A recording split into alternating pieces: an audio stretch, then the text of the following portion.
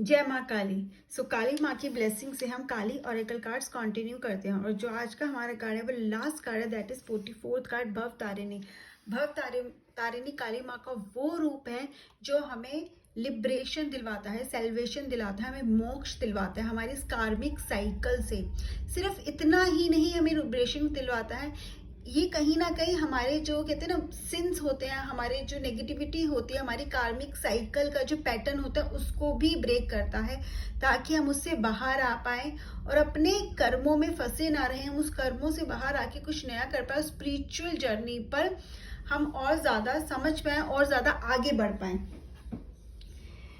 अगर ये card reading में आ रहा है तो इसका मतलब ये है कि काली माँ की ब्लेसिंग्स हमारे ऊपर हैं। अगर इस भव तारिणी काली माँ के इस रूप भव तारिणी की ब्लेसिंग्स हमारे ऊपर है, इस ब्लेसिंग्स होने का क्या मतलब है कि हम अपने लिबरेशन के पाथ पर चल सकते हैं। या तो हम हैं या बहुत जल्दी हमें वो पाथ मिलेगा जो हमें हमें लिबरेशन या हमें मोक्ष के पाथ पे लेके जाएगा।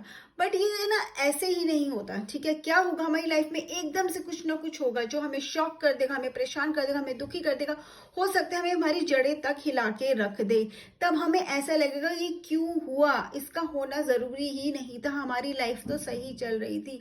लेकिन उसके बाद धीरे धीरे धीरे जब इवेंट्स होते हैं, हमारी लाइफ दोबारा से अलाइन होती है, हम थोड़ा सा ट्रैक पर आते हैं, तब हमें समझ में आता है कि अगर वो नहीं हुआ होता तो शायद हम दोबारा अपनी लाइफ को ऐसे समझ नहीं पाते।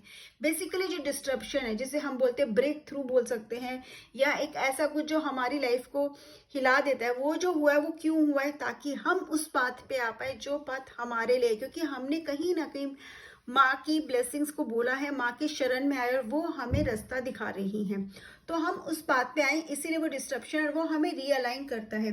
काली माँ का अगर आप ये रूप देखोगे, भव तारिणी को हमेशा किस तरह से सजाया जाता है, फूलों से सजाया जाता है। आप उनको अभी पिक्चर में भी देखोगे तो शी इज अडॉर्न्ड विद फ्लावर्स, ठीक है। She is wearing this flower garland, फूलों का उन्होंने हार पहना हुआ है। वे तो कहीं ना कहीं जो काली माँ के स्वरूप की जो पूजा होती है वो बहुत मिस्टीरियस प्लेसेस पे होती है, डार्क प्लेसेस जिसे हम बोलते हैं, उसकी कुछ डार्क साइड्स होती है। लेकिन जो ये रूप है भव तारिणी, वो जो पूजा है वो पूजा होती है क्या, स्पिरिचुअल ब्लेसिंग्स के लिए, ठीक है, काली माँ की ब्लेसिंग्स के लिए।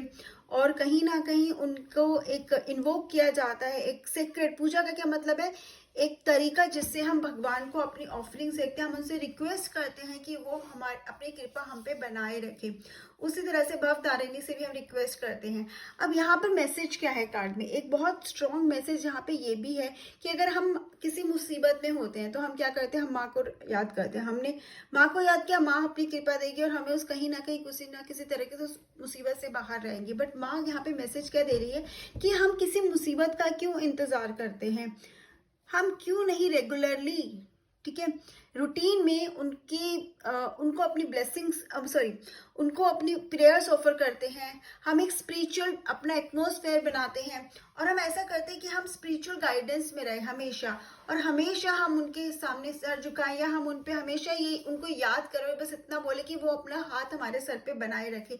तो शायद हमें वो, जैसे कहते हैं ना, जैसे बहुत मुसीबत आना, ऐसे इवेंट्स को फेस ही ना करना पड़े। और करना भी पड़ेगा तो हमें पता नहीं चलेगा, क्योंकि हमारे पास इतनी ब्लेसिंग्स होगी, इतनी गाइडेंस होगी, हम बहुत आराम से उसे फेस कर लेंगे। और लाइफ में जो अननेसेसरी ड्रामा होता है ना, बेसिकली वो हमारी लाइफ से खत्म हो जाएगा अगर हम रेगुलरली स्पिरिचुअल बैकग्राउंड में रहते हैं। तो हमें क्या करनी चाहिए, अपनी लाइफ की एक हैबिट बनानी चाहिए, ताकि हम स्पिरिचुअलिटी को अपनी लाइफ का पार्ट बनाएं। स्पिरिचुअलिटी को लाइफ का पार्ट बनाने से क्या होगा कि हम अपनी लाइफ को पॉजिटिव बनाएंगे, और हमारी लाइफ जो पॉजिटिव होगी वो कहीं ना कहीं वी विल, दूसरों को तो हम मदद कर ही पाएंगे, उसके साथ हम खुद की मदद भी बहुत अच्छे से कर पाएंगे। और पीसफुल सा एक एटमोसफेयर, हमारा माइंड एंड हमारे घर का एटमोसफेयर बहुत पीसफुल होगा, हमारे आसपास का एटमोसफेयर बहुत पीसफुल होगा। भव तारिणी ना कभी फॉर्म लेती है पालनहारी का, काली पालनहारी की भी फॉर्म लेती है। पालनहारी का क्या मतलब है, पालन का मतलब होता है फल, ठीक है, फ्रूट, हार, और हारिणी का मतलब होता है a female who take something away, ठीक है। हारिणी मतलब हर लेना। तो अब पालनहारी का मतलब जो आपके फ्रूट्स, ठीक है, आपके कर्मा, फ्रूट्स क्या होते हैं, आपके कर्मा या फल, जो कर्मा का फल आपको मिल रहा है आपसे ले ले। तो इसका क्या मतलब, आपके अच्छे कर्मा का फल। यहाँ पे हमें समझने की जरूरत है, जो ये जो फल लेना है, जो पालनहारिणी है वो क्या कर रही है, वो हमारे पैटर्न्स को ब्रेक करती है, हमारे सोल के पैटर्न्स को, जो बहुत सालों से पैटर्न चला आ रहा है, जैसे हम बोलते हैं हैबिचुअल पैटर्न है, या हम किसी पैटर्न में फंस गए, हमारा कर्मा हमने कुछ ऐसा किया कि हमें वो ना रेपिटेटिव चीजें हमारे साथ हो रही है। मे बी लोग दूसरे होंगे, ठीक है, अलग अलग लोगों के साथ या अलग अलग बर्थ में हम करें, शायद हमें पता भी नहीं, लेकिन वो चीजें बार बार हमारे साथ हो रही है, हम उससे बाहर नहीं आ पा रहे, उस पैटर्न को ब्रेक करती हैं, हमारे संस्कारा को चेंज करती है। जैसे हम अगर हिंदी में बोले तो या संस्कृत में संस्कारास बोलते हैं। संस्कारास को मतलब हमारी उन्हीं हैबिचुअल पैटर्न्स को, हमारी आदतों को, हमारी कंडीशनिंग को वो बदलती हैं। अब संस्कारास की अगर हम बात करते हैं तो ये भी दो फॉर्म में होते हैं, नेगेटिव एंड पॉजिटिव। अगर हम नेगेटिव संस्कारास तो होते हैं कि जो ह्यूमन बीइंग नहीं होता है, जब हम ह्यूमन फॉर्म में हैं, हम एक मनुष्य के रूप में हैं, तो हमें लगता है हम ये भी कर ले वो भी कर ले, परफेक्शन का हमें सब कुछ चाहिए, उस साइकिल से हमें बाहर लाती हैं, ठीक है, ताकि हम थोड़ा बिगर सोच पाए, हम सिर्फ मटेरियलिस्टिक चीजों के बारे में ना सोच के बाहर निकले उससे, और हम सोच पाए इस जीवन का मतलब क्या है। और पॉजिटिव में क्या होता है, जब कोई हीलर होता है, ठीक है, अगर आप हीलर हो तो क्या होता है, आप हमेशा दूसरों की मदद करना चाहते हो।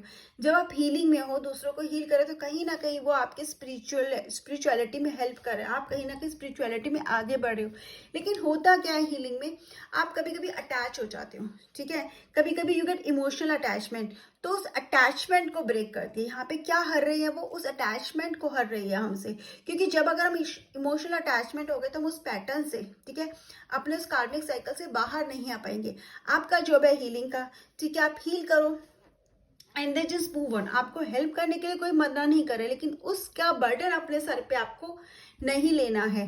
तो उस अटैचमेंट को, और ये अटैचमेंट को ब्रेक करना बहुत जरूरी है। अगर आप चाहते हो आपको मोक्ष की प्राप्ति हो, अगर कोई लिबरेशन चाहता है, सेल्वेशन चाहता है, तो उसके लिए उसको इस अटैचमेंट से बाहर आना ही पड़ेगा, क्योंकि आप अटैच रह के, इमोशनल रह के उससे बाहर नहीं आ सकते। मोक्ष का मतलब ही यही है, कर्म करो, ठीक है, अपना कर्म करो। एक तो इच्छा के मतलब मन मत रखो, इच्छा का फल मत रखो, दूसरा अटैच मत हो, उसके बारे में ज्यादा सोचो मत, लेकिन जितना कर सकते हो किसी के लिए उतना करो, राइट।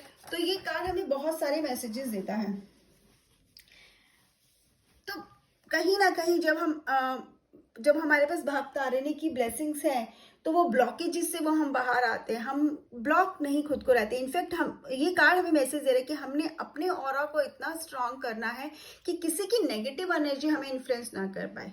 अटैचमेंट का मतलब है कि जब हम अटैच होते हैं तो कहीं ना कहीं नेगेटिव एनर्जी भी इम्पैक्ट करनी है, लेकिन हमें वो नेगेटिव एनर्जी इम्पैक्ट ना कर पाए और हम अपनी स्पिरिचुअल जर्नी में आगे बढ़ते जाए। क्योंकि अगर हम पॉजिटिव रहेंगे तभी तो हम पॉजिटिविटी को स्प्रेड भी करेंगे और दूसरों की मदद कर पाएंगे।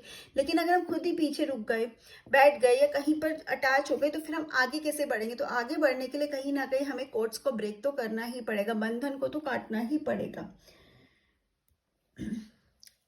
ये जो कार्ड, जो लास्ट मैसेज हमें दे रहा है कि जो भी आप कर रहे हो ना, उसे इंजॉय करो, ठीक है, उसे इंजॉय करो, बहुत अच्छे से अपना काम करो, लेकिन उस काम को खुद को डिफाइन मत करने दो। ऐसा नहीं कि आज शायद लेट से, अगर हीलर की हम बात करते हैं, आपने किसी के लिए हील किया और हो सकता है उसको बहुत अच्छे मैजिकल रिजल्ट्स मिले, और 100% मिलेंगे अगर आप अच्छे से कर रहे हो।